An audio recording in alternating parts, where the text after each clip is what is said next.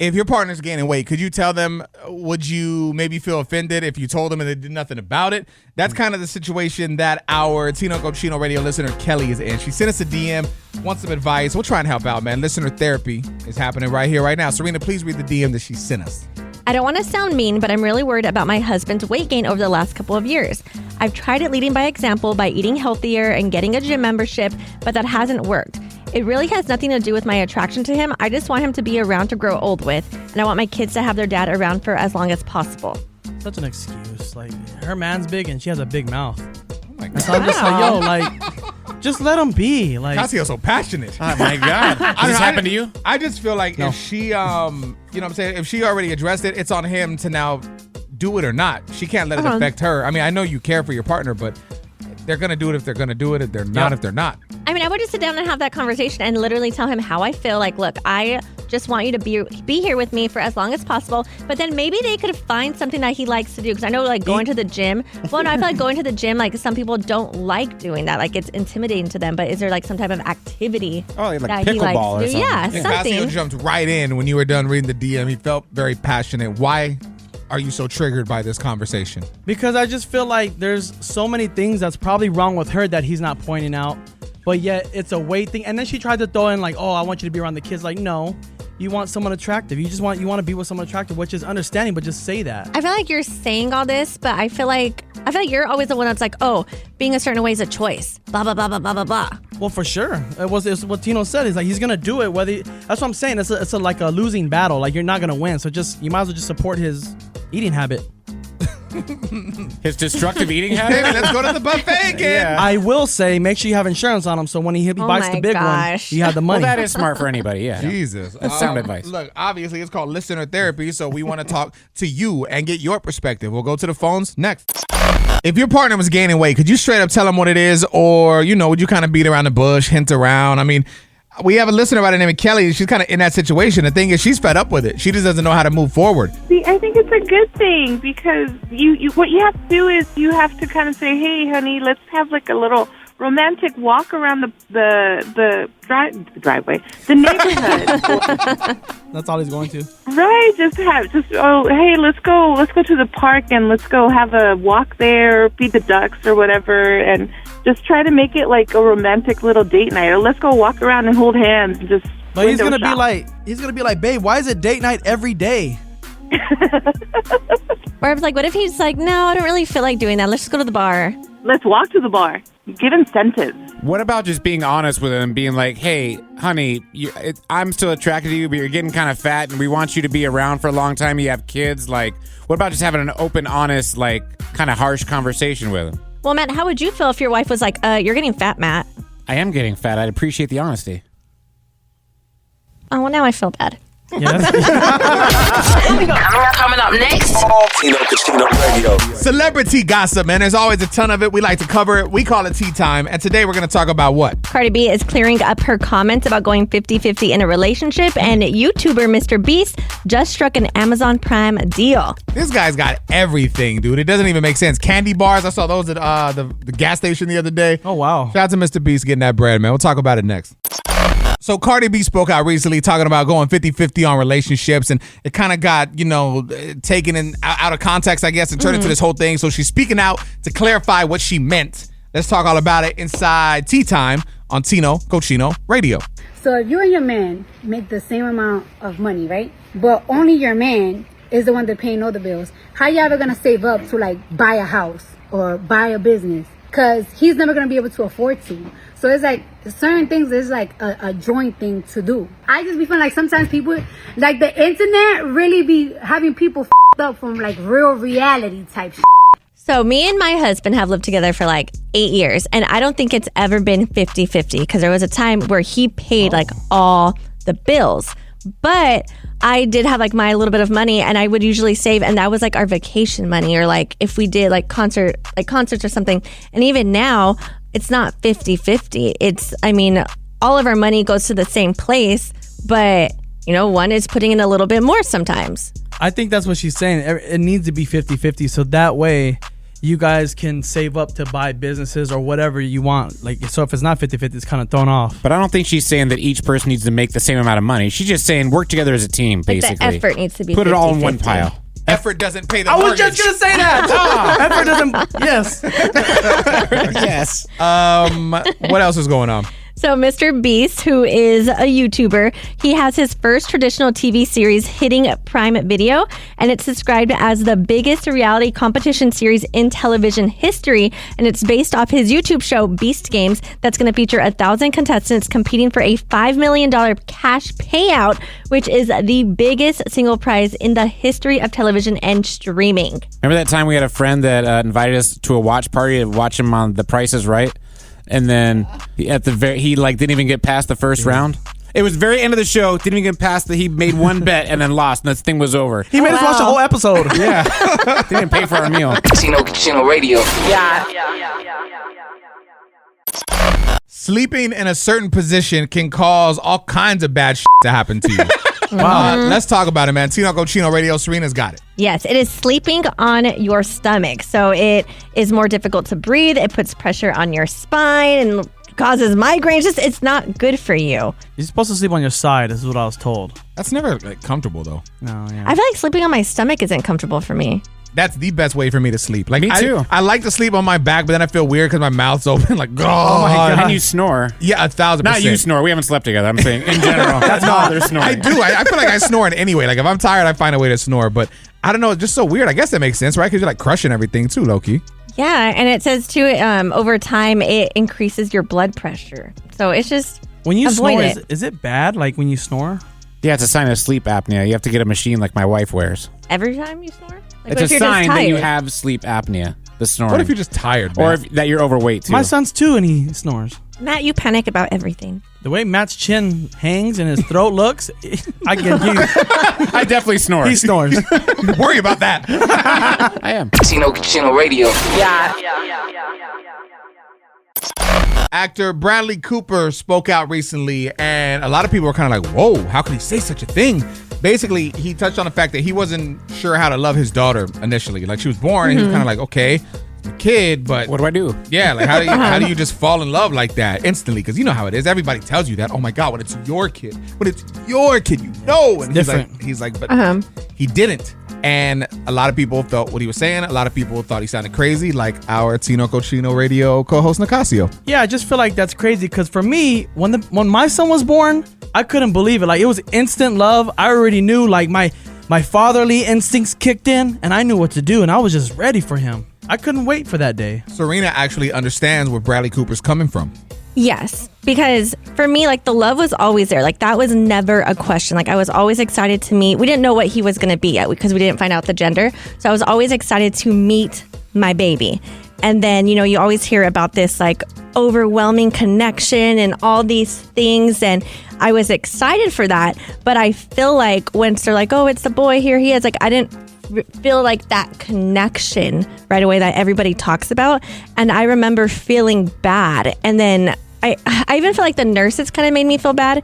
So I had my first nurse and she's like, if you feel tired, hand the baby off right away. Because I've had mothers who have fallen asleep instantly, have dropped the baby. Oh. So right away, they gave me my son. And I remember I hadn't slept in over like 24 hours. So I did. I handed off the baby and she kind of looked at me. She's like, I want you to hold the baby because I need you to bond with the baby. So then in my head, I also felt like, yeah, that I was doing something wrong. It was this whole thing. And I never really admitted that because, again, like I knew I loved my son. But it's also, I feel like embarrassing in a sense to admit that you didn't feel that connection right away. Because people set you up for it, right? They're telling you, hey, did you feel that? Or telling you to expect this big rush of Yes, and I think it took me a long time to realize, like, maybe I did feel that connection, like, right when I found out I was pregnant, but I thought something else was going to happen. Like, a bigger connection was like going to another happen. level. What did you want, twins? And I think that it's interesting that Bradley Cooper spoke out on it, especially with such a public voice and platform to be like, yo, I didn't know what I was doing. He clearly loves his kid now and takes her everywhere. It's a whole vibe. But he to have such, like, the world's eyes on you and to be able to admit that, I thought was really important, especially just for not just men, but for women, for everybody having kids, to know that it's okay for it to happen on its own time. Yes. And I was going to say, not a lot of people know that men can have postpartum. So I think that is what he was going through. Because even when I would go to my doctor's appointments, they would ask about me, but then they would ask about my husband, like, how is he doing? And then they would also tell me, because men can also experience postpartum up to a year. Our listener, Lisa, is on the line, and I want to talk to her to kind of, just catch a vibe and see what she thinks. We'll do that next. We're talking about the fact that actor Bradley Cooper said he wasn't really sure how to love his daughter when he first had her. It was one of them things, like, first kid, he's like, whoa. Our co-host Nicasio, like, that's crazy. When I first saw my son, I loved him immediately. I knew what it was. But our co-host Serena was like, yo, I kind of understand this. Like, to me, this sounds like postpartum depression before a man. We've got Lisa on the line. I'm curious to get your take. Okay, well, for me, I had C-section babies, so for my baby, he was took away from me right away, and I didn't get to see him for like a day or two. So my worries was just that he was going to be okay, that I was going to be okay, because we were both in the ICU. And I feel like for women, because we just labored these babies under, different circumstances, there's a lot of medication involved, and, maybe that's part of the problem. I mean, I think at the end of the day, as long as you love your child, that's there. That's always going to be there. It's not going to go anywhere. And for men are just different. You guys are definitely built different. So I think when they do have their first child, they're just like, oh, okay, yeah, I love this thing or baby. And it comes later for them. You guys are awesome. I love your show. Tino Cochino Radio. Angelina, are you ready to play a little Are You Smarter Than Nicasio? Yes. All right, perfect. So he's going to hit you with this question. You'll get multiple choice answers. Pick the right one, and we'll get you hooked up, okay? All right, sounds good. Good luck. In 2020, Netflix aired a reality show that required participants to remain celibate. What was it called? Is it A, Tila Tequila, B, The Love Experiment, C, Too Hot to Handle, or D, The Ultimatum? Ooh, let's go with C. Oh, that's she got it. that. Nailed it. Wow, yeah. Just Too Hot to Handle. I'm actually a fan of this show. I love trashy dating TV, and that's a good one. Congratulations. Thank you. Coming up next. Tino Cochino Radio. The 5 kinkiest states in the country. Where? Why? I want all the info. We'll talk about it next. The 5 kinkiest states in the country. Where are they? Why are they kinky? I need the info. It's Tino Cochino Radio. Serena's got it. So the 5th, it's actually a tie between North Carolina and Colorado. And this is all based off of like a adult toy company. Oh, okay. That kind of makes sense, because if you are kinkier, then you're going to, partake in the use of these toys. Right. And so they just went by who bought most of their toys, Basically, right? yeah. Okay. All right, that's cool. Number 4. Texas. They had 498 monthly searches. Everything's bigger in Texas. Number 3. New York. They're too busy over there. Maybe in the city, but upstate New York, they're like... It says New York City. The city that never sleeps. They're just freak. Number 2. Nevada. Obviously, dude. Obviously. Number 1. Close it out. And Georgia. Georgia? Georgia. Hell no, man. No way, bro. Like, how is California not in there anywhere? Florida? I mean, you're talking some of the most beautiful people in the world. They're just not. Well, maybe they're not looking at this specific toy company. I hear this story and it just makes me think, and I just feel so bad for Matt's wife, because if you're new to the show, you might not know. God. We were recently out of town on a trip, and his wife came out to join everyone. She wanted to go to the club. He said no. Recently, she wanted to have a little FaceTime naughty fun. He said no. She wanted to get an adult toy so they could have some fun. You said no. I did. Why are you opposed to being kinky with your wife? I don't know. I guess, am I insecure because I don't want to buy toys? I think that I'm enough man for her. That's just ego. I feel like he doesn't want his wife to feel what he's not providing. I mean, I think that's what a lot of guys think. But my thing is, like, if you're watching kinky videos when she's not around, you're probably trying to see that. Why not tell your wife about the things you want so you don't have to watch these videos? You can actually partake, and she can do the same. These are all fascinating questions, Tino. You bring up good points. She's a... The break's done. Tino Cochino Radio. All right, so we just got a DM with a listener upset with our Tino Cochino Radio co-host, Nicasio. Serena, please read. I've never reached out to anyone on the radio before, but after hearing the comments Nicasio made about your postpartum feelings, I felt compelled to reach out. I'm a mental health professional, and hearing this makes me so angry. We should never judge people for the feelings they have because we cannot control them. Feelings are feelings, and they are valid. It's how we respond to our feelings that we can control. Also, Nicasio will never understand the female experience. There are biological and hormonal changes that women go through pre and postpartum that truly alter their bodies and minds. You sound like a very strong woman that may not need someone to stand up for them, but just in case you need it, I'm here. You are a wonderful mother, and everything you're saying is very normal. You just have to have the strength to say what you are feeling out loud. Getting off my soapbox now. Have a great day, and thanks, Tino, for having your back. No, that's so dope. We had this conversation with Serina off the air recently. We were like, listen, man, you just gotta, because this is obviously like a heavy topic, and I can only imagine for a mom that went through that, because you're supposed to feel this initial connection, and if you didn't, it's like, am I wrong? I feel this guilt. So I think at the end of the day, you just have to know that, and this is for anybody in life, dude, however you feel is how you feel, and not everyone's gonna like it, not everyone's gonna accept it, but their opinions don't matter. And it sounds cheesy, like you tell that to kids, words are just words, but this is something you have to practice and know that you're living your true self. And whatever anybody tells you online or has negative to say about you, when you get home and you close that door and your baby runs to you and your husband kisses you, none of those words matter, because you know how you are living. Serina, Yes. did she leave you a website or a link or anything? No, to she roll did back to her not. business? Oh, No. Just curious. Why are you still being a jerk? Coming up next. Tino Casino Radio. How much does Travis Kelce spend to date Taylor Swift? I mean, you got to think, this is one of the biggest superstars, if not the biggest superstar currently in the world. You're her partner. You want to, match it and obviously take care of it. But how when she's making billions? What is Travis Kelce spending? We will discuss this next. It is insane. Dude, Travis Kelce, what's he spending to date Taylor Swift? I mean, obviously, dude, she's the biggest superstar in the world. You want to wine and dine and all those types of things. So let's talk about it. Tino Cochino Radio, Serina has the deets.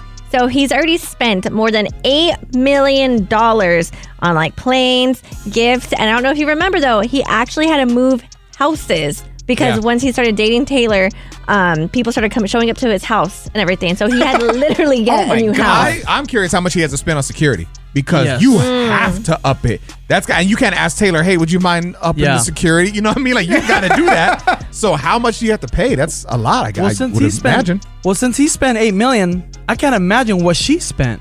On him. It's got to be more than $8 million. I mean, she probably is very thoughtful when it comes to gifts. I can only imagine. I mean, if they go out, wouldn't she pick up every check, right? She's a billionaire. No, I don't think his ego would let him do that. She bought the suite for the Super Bowl alone. How much was that? $3 million? Isn't it weird when you think about numbers like that and how it's probably chump change to them? Like, if I was like, yo, man, can I get $10? And yeah, here, you just throw it my way. For them, like $100,000 is $10. For Taylor, $1 million is like $20. For him just to go see her when she was in Singapore, he spent $570,000 on the private jet. Okay, so now it's their fault. He can fly Southwest. Exactly. Coming up next. Tino Casino Radio. There's a new trend that's causing teens to lose their hair. It's like a shampoo trend. Hey. If you're not trying to go bald by 20, let's have this conversation. Next. Let's talk this shampoo trend that is causing teens to go bald. It's Tino Cochino Radio. Serina, what's up? So what's crazy is that this is a trend among teen boys and young men where they just aren't using shampoo. So I'm like, is this like a lazy thing? But what this is causing is like inflammation with their scalp, dandruff, flakiness. So basically their scalp is just getting inflamed, probably because they're not cleaning it, because you're sweating throughout the day and all these things. And to clear all this up, they're eventually going to have to use antifungal shampoo if it gets that bad. Is it because like they want to, like they like the dirty look? You know what I mean? Like, you know how sometimes like if you let your hair go a day or two and you don't wash it or whatever, you kind of can style it cool. Yeah, it stands up on its own, right? I don't know. I just feel like boys are dirty, and I'm like, are they just being lazy? They don't want to use the shampoo. A lot of that. The fact that it's become a trend, you know what I mean? Like, it's become a It's thing. a whole hashtag. And they were saying because you don't shampoo, you get dandruff. So then because you have dandruff, it gets itchy. So when you itch your scalp, actually, you're breaking off the roots, and that causes you to lose hair. So that's why these teens are going bald. But don't women don't you guys like only wash your hair twice a week or something like that, like once a week? Yeah, we do that because some natural oils is like good for your hair, but I mean, not to go a whole year without using shampoo. No. That's crazy. But the article also says that this is based on the theory that if you just wash your hair with water, your scalp will adjust and produce exactly the right amount of the oils to keep your hair in optimum condition. So you can just use water. You don't have to use shampoo, conditioner, the whole thing, but you just need to do something to like hydrate your scalp. No. That was based on the theory, but that is a false theory. That's the theory the teens were going off of. They're wrong. Yes. So what's Matt's excuse? Tino Cucino Radio.